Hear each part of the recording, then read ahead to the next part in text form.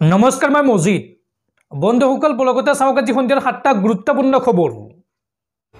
প্ৰথমটো খবৰ, অসম চৰকাৰে কিমান ঋণ লৈছে, কি হাৰত ঋণ লৈ আছে অসম চৰকাৰে।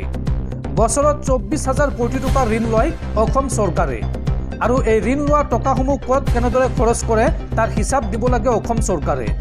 বিধানসভাত এইদৰে সৰব হৈ পৰিছিল AIUDFৰ বিধায়ক আশৰাফুল হুছেইন আৰু তাৰ পিছতে বিধায়কগৰাকীক নিলম্বন কৰা হৈছে বিধানসভাৰ পৰা।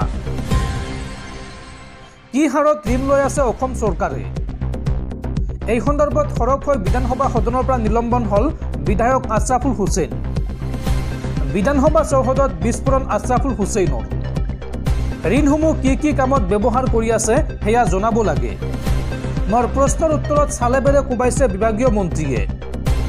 আমাৰ প্ৰশ্নৰ সঠিক উত্তৰ দিব নোৱাৰিলে বিত্ত বিভাগে আৰু সৰব হোৱাৰ বাবে মোক নিলম্বন কৰিছে সদনৰ পৰা বাহিৰত আহি সংবাদ মাধ্যমৰ সন্মুখত এই মন্তব্য কৰিছে বিধায়ক আশৰাফুল হুছেইনে।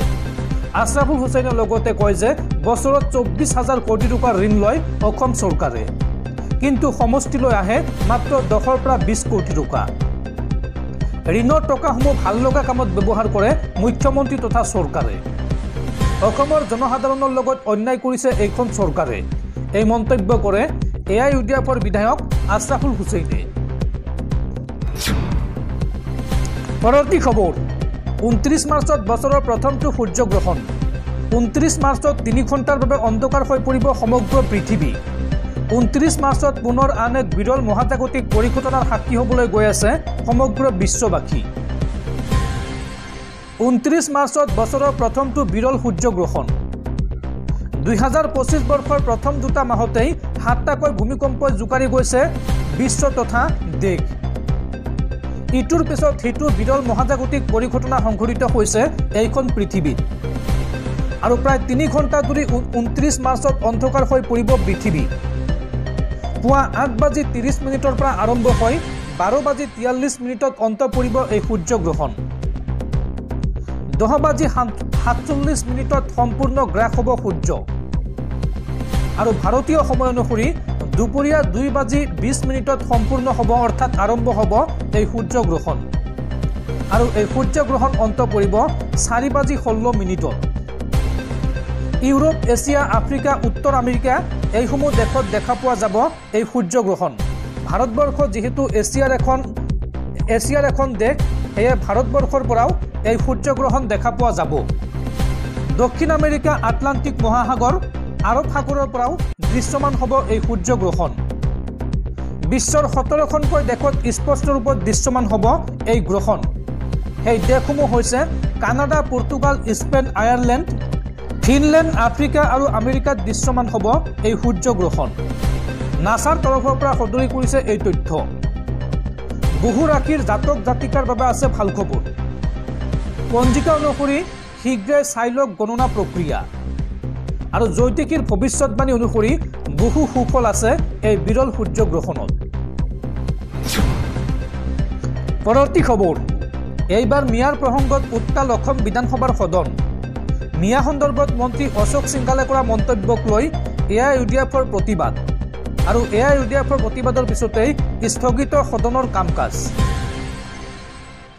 মিয়াৰ প্ৰসংগত উত্তাল হল সদন। মন্ত্ৰী অশোক সিংঘালে মিয়া সন্দৰ্ভত কৰা মন্তব্যক লৈ AIUDFৰ প্ৰতিবাদ। অশোক সিংঘালৰ বিৰুদ্ধে মিয়া বিৰোধী মন্তব্য কৰাৰ অভিযোগ। বাকী জাতি জনগোষ্ঠীক উচতনি দিছে অশোক সিংঘালে। মন্ত্ৰীৰ যোগ্যতা হেৰুৱাইছে অশোক সিংঘালে। অসমত 1 কোটি লোক থকা মিয়াক অশোক সিংঘালে বেয়া পায়। ভাৰতৰ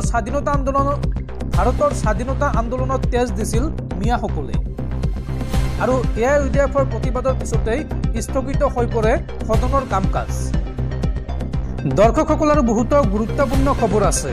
তাৰ আগতে আপোনাক জনাওঁ যে যদি আপুনি এতিয়ালৈকে এইটো ভিডিঅ'ত লাইক কৰা নাই তেন্তে এতিয়াই ভিডিঅ'টোত লাইক কৰি দিয়ক আৰু এনেকুৱা ধৰণৰ ভিডিঅ'সমূহ নিতৌ চাবলৈ চেনেলটো ছাবস্ক্ৰাইব কৰি কাষত থকা বেল আইকনটো প্ৰেছ কৰি ৰাখক। পৰৱৰ্তী খবৰ, এফালে চাহ জনগোষ্ঠীয় লোকৰ ঝুমুৰ নৃত্যৰ বিশ্ববিলেখন নামত কোটি কোটি টকা খৰচ, আনফালে লোকচানত চলা চাহ বাগিচা লিজত দিলে অসম চৰকাৰে। চাহ নিগমৰ বাগিচাৰ শ্ৰমিকক চৰকাৰে এতিয়াও দিবলৈ বাকী আছে 297.61 কোটি টকা। শেহতীয়াকৈ বিধানসভাত প্ৰকাশ পাইছে এই তথ্য। এফালে বিশ্ব অভিলেখৰ নামত কোটি কোটি টকা ব্যয়, আনফালে লোকচানত তোলা চাহ বাগিচা লিজত দিলে চৰকাৰে। অসম চাহ নিগমৰ 6খনকৈ চাহ বাগিচা দিলে লিজত। সদনত স্পষ্ট হৈছে চৰকাৰৰ ব্যৰ্থতা। বিধায়ক ৰেকিবউদ্দিন আহমেদৰ প্ৰশ্নৰ উত্তৰত বিভাগীয় মন্ত্ৰীয়ে প্ৰকাশ কৰে এই তথ্য। চাহ নিগমৰ অধীনস্থ 6খনকৈ চাহ বাগিচা চলিছে লোকচানত, আৰু আন 6খন বাগিচাও লিজত দিলে চৰকাৰে। এই বাগিচা কেইখন হৈছে নেগেৰেটিং চাহ বাগিচা, ৰঙামাটি চাহ বাগিচা, মিছামৰা চাহ বাগিচা, বিজু ভেলী চাহ বাগিচা আৰু লুচুং চাহ বাগিচা লিজত দিছে চৰকাৰে। লগতে নাগিনীজান চাহ বাগিচাও দিয়া হৈছে লিজত। চাহ নিগমৰ বাগিচাৰ শ্ৰমিকক চৰকাৰে এতিয়াও দিবলৈ বাকী আছে 297.61 কোটি টকা। শেহতীয়াকৈ বিভাগীয় মন্ত্ৰীয়ে অসম বিধানসভাত দাখিল কৰিছে এই তথ্য। পৰৱৰ্তী খবৰ, ৰাজ্যৰ লাখ লাখ দৰিদ্ৰ লোকলৈ ভাল খবৰ। পকী ঘৰ নথকা লাখ লাখ লোকৰ বাবে জৰুৰী খবৰ। ৰাজ্যৰ লাখ লাখ লোকক নতুনকৈ চৰকাৰে দিব পকী ঘৰ। কিন্তু কেনেকৈ লাভ কৰিব এই চৰকাৰী ঘৰ আৰু কি কি চৰ্ত বান্ধি দিলে চৰকাৰে, চাওঁ আহক এই সন্দৰ্ভত সবিশেষ। পকী ঘৰ নথকা লাখ লাখ লোকৰ বাবে জৰুৰী খবৰ। ঘৰত বাহন থাকিলেও এতিয়াৰ পৰা চৰকাৰী পকী ঘৰৰ বাবে কৰিব পাৰিব আবেদন। অসমৰ সকলো দুখীয়া মানুহে লাভ কৰিব চৰকাৰী পকী ঘৰ। অসমৰ নতুনকৈ 3,88,000 লোকলৈ পকী ঘৰ ঘোষণা চৰকাৰৰ। মাহে 15,000 টকা উপাৰ্জন কৰিলেও হিতাধিকাৰীয়ে লাভ কৰিব পকী ঘৰ। ঘৰত দুচকীয়া বাহন থকা হিতাধিকাৰীৰ বাবেও চৰকাৰে প্ৰদান কৰিছে এই সুবিধা। অহা এপ্ৰিল মাহত বাদ পৰি ৰৈ যোৱা সকলো লোকে লাভ কৰিব পকী ঘৰ। অনলাইন এপৰ জৰিয়তে হিতাধিকাৰীয়ে পৰীক্ষা কৰিব পাৰিব নিজৰ নাম, আৰু ঘৰ নোপোৱা সকলোৱে চৰকাৰী পকী ঘৰৰ বাবে কৰিব পাৰিব আবেদন। নতুনকৈ আত্মসহায়ক গোটৰ মহিলাই কৰিব পাৰিব জিঅ'টেক, আৰু জিঅ'টেক কৰাৰ পিছতে আপুনি লাভ কৰিব পকী ঘৰ। আৰু PMAORG অফিচিয়েল ৱেবছাইট আছে, অফিচিয়েল ৱেবছাইটৰ জৰিয়তে আপোনালোকে অনলাইনত কৰিব পাৰিব আবেদন, অথবা পঞ্চায়ত কাৰ্যালয়ত গৈও আপোনালোকে চৰকাৰী পকী ঘৰৰ বাবে কৰিব পাৰিব আবেদন। পৰৱৰ্তী খবৰ, অবৈধ বিদেশী বিতৰণত বিফল হৈছে ৰাজ্য চৰকাৰ। ৰাজ্যৰ পৰা হঠাৎ অন্তৰ্ধান হ'ল চিনাক্ত হোৱা হাজাৰ হাজাৰ বিদেশী। বিধানসভাত উন্মোচিত হ'ল বিদেশী বিতৰণৰ ভয়াৱহ তথ্য। বাংলাদেশী বহিষ্কৰণৰ সন্দৰ্ভত প্ৰকাশ পাইছে ন তথ্য। বিজেপি চৰকাৰৰ আমোলত অত্যাধিক হাৰত বৃদ্ধি পাইছে অনুপ্ৰৱেশকাৰীৰ সংখ্যা। বিধানসভাত গৃহ বিভাগৰ অধীনত উন্মোচিত হ'ল এই ভয়াৱহ তথ্য। 2016 চনৰ পৰা পলাতক হাজাৰ হাজাৰ চিনাক্ত বাংলাদেশী। অসম চুক্তিৰ আধাৰত চিনাক্ত হৈছিল 1,65,992 জন বিদেশী। তাৰ বিপৰীতে বহিষ্কাৰ কৰা হ'ল মাত্ৰ 30,115 জন বিদেশী। আৰু বৰ্তমানো বহিষ্কাৰ হোৱা নাই 1,35,877 জন বিদেশী। আৰু ইয়াৰ পৰা হাজাৰ হাজাৰ বিদেশী বৰ্তমান অন্তৰ্ধান অৰ্থাৎ নিখোজ হৈ আছে, অসম চৰকাৰে বিচাৰি পোৱা নাই। শেহতীয়াকৈ বিধানসভাত প্ৰকাশ পাইছে এই চাঞ্চল্যকৰ তথ্য। পৰৱৰ্তী খবৰ, মাত্ৰ 6 ঘণ্টাত 35,000 কোটি টকা লোকচান মুকেশ আম্বানীৰ। হঠাৎ কি ঘটিল এইগৰাকী কোটিপতি ব্যৱসায়ীৰ লগত, চাওঁ আহক। ভাৰতীয় শ্বেয়াৰ বজাৰত আন এক বৃহৎ বিপৰ্যয়ৰ সন্মুখীন হৈছে ৰিলায়েন্স ইণ্ডাষ্ট্ৰিজৰ অধ্যক্ষ মুকেশ আম্বানী। 2025 চনৰ 3 মাৰ্চ সোমবাৰৰ দিনটো আম্বানীৰ বাবে বেয়া দিন আছিল। সোমবাৰে কোম্পানীটোৰ শ্বেয়াৰৰ মূল্য 2.17% হ্ৰাস পায়। প্ৰায় 6 ঘণ্টাৰো অধিক সময়ত ৰিলায়েন্স ইণ্ডাষ্ট্ৰিজ লিমিটেডৰ বজাৰ মূলধন 35,319.49 কোটি টকা হ্ৰাস পাইছে। সোমবাৰে বজাৰ বন্ধ হোৱাৰ সময়ত ৰিলায়েন্সৰ বজাৰৰ মূলধন 15.89 লাখ কোটি টকাত ৰয়। যোৱা সপ্তাহৰ আৰম্ভণিতে একেৰাহে 3 দিন লোকচানৰ পিছত এতিয়া একেৰাহে 2 দিন পুনৰ লোকচানৰ সন্মুখীন হৈছে ৰিলায়েন্স ইণ্ডাষ্ট্ৰিজ লিমিটেড। পৰৱৰ্তী খবৰ, বাক স্বাধীনতাৰ অৰ্থ কিয় নাজানে আৰক্ষীয়ে, এই বুলি আৰক্ষীক ধমক দেশৰ উচ্চতম ন্যায়ালয়ৰ। সংবিধান গৃহীত হোৱাৰ বা দেশ স্বাধীন হওয়াৰ ৭৫ বছৰেৰ অন্তত এতিয়াও কিয় আৰক্ষীয়ে নাজানে মত প্ৰকাশৰ স্বাধীনতা এইবুলি আৰক্ষীক ধমক দিছে দেশৰ উচ্চতম ন্যায়ালয়ে। আৰক্ষীক এইবাৰ ককৰ্থনা উচ্চতম ন্যায়ালয়ত বাক স্বাধীনতাৰ অৰ্থ জনাটো দৰকাৰ আৰক্ষী। সংবিধান গৃহীত হোৱাৰ ৭৫ বছৰৰ অন্তত এতিয়া জানিব লাগে মত প্ৰকাশৰ স্বাধীনতা।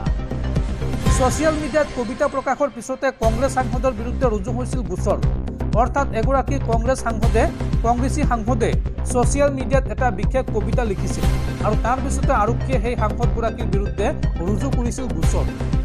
আৰু গোচৰৰ শুনানিত আৰক্ষীক কটাক্ষ উচ্চতম ন্যায়ালয়ত। আৰক্ষীৰ মন্তব্য উচ্চতম ন্যায়ালয়ৰ মন্তব্য যে এফআইআৰ পঞ্জীয়নৰ পূৰ্বে বুজিব লাগিছিল কবিতাৰ সাৰমৰ্ম। ৰাজ্যসভাৰ সাংসদ ইমৰান প্ৰতাপ বৰুৱাই ছ'চিয়েল মিডিয়াত প্ৰকাশ কৰিছিল এটা কবিতা আৰু কবিতাটো উচতনিমূলক আৰু ৰাষ্ট্ৰ বিৰোধী বুলি অভিযোগ উত্থাপন কৰিছিল। আৰু এই সন্দৰ্ভত ন্যায়ালয়ে কয় যে কবিতাটো ৰাষ্ট্ৰ বিৰোধী নহয়, ইয়াৰ অৰ্থ বুজিব লাগিছিল আৰক্ষীয়ে। উচ্চতম ন্যায়ালয়ৰ বিচাৰপীঠে এই সন্দৰ্ভত এক প্ৰকাৰ ধমক দিয়ে গুজৰাট আৰক্ষী। পৰৱৰ্তী খবৰ, ৰাজ্যত পুনৰ অবৈধ বাংলাদেশী আটক। এইবাৰ শ্ৰীভূমিৰ আন্তঃৰাষ্ট্ৰীয় সীমান্তত 4 বাংলাদেশী নাগৰিকক আটক। শ্ৰীভূমি আৰক্ষীয়ে আটক কৰে এই 4 অনুপ্ৰৱেশকাৰীক আৰু এই 4গৰাকী অনুপ্ৰৱেশকাৰীক আটক কৰি সোধপোছৰ অন্তত ধৃত আটাইকে পুনৰ উভতাই পঠিওৱা হয় বাংলাদেশলৈ। পৰৱৰ্তী খবৰ, ভোটাৰ তালিকা সলনি কৰি নিৰ্বাচনত জয়ী হৈছে বিজেপি। এই বিস্ফোৰক অভিযোগ কংগ্ৰেছৰ। ভোটাৰ তালিকা পৰিৱৰ্তনৰ বিষয়টোক লৈ এইবাৰ বিজেপিৰ বিৰুদ্ধে আক্ৰমণাত্মক কংগ্ৰেছ নেতা ৰাহুল গান্ধী।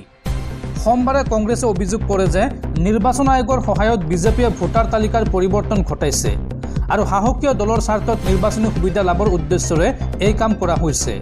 কংগ্ৰেছৰ UAGL অৰ্থাৎ empowered action group of leaders and expert গোটে এক বিবৃতিত কয় যে ভোটাৰ তালিকা সলনি কৰাৰ উদ্দেশ্য হৈছে বিজেপিৰ নিৰ্বাচনত জয়ী হোৱাৰ প্ৰক্ৰিয়াটো সহজ কৰি তোলা।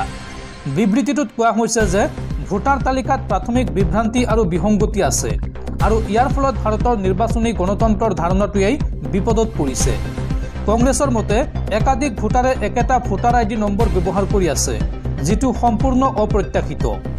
বিবৃতিটোত লগতে কোৱা হৈছে যে একাধিক ভোটাৰে বেলেগ ভোটাৰ ID নম্বৰৰ পৰিৱৰ্তে একেটা নম্বৰ ব্যৱহাৰ কৰিছে, যিটো অসম্ভৱ। কোনো গণতন্ত্ৰত ইয়াৰ আগতে কেতিয়াও এয়া হোৱা নাই।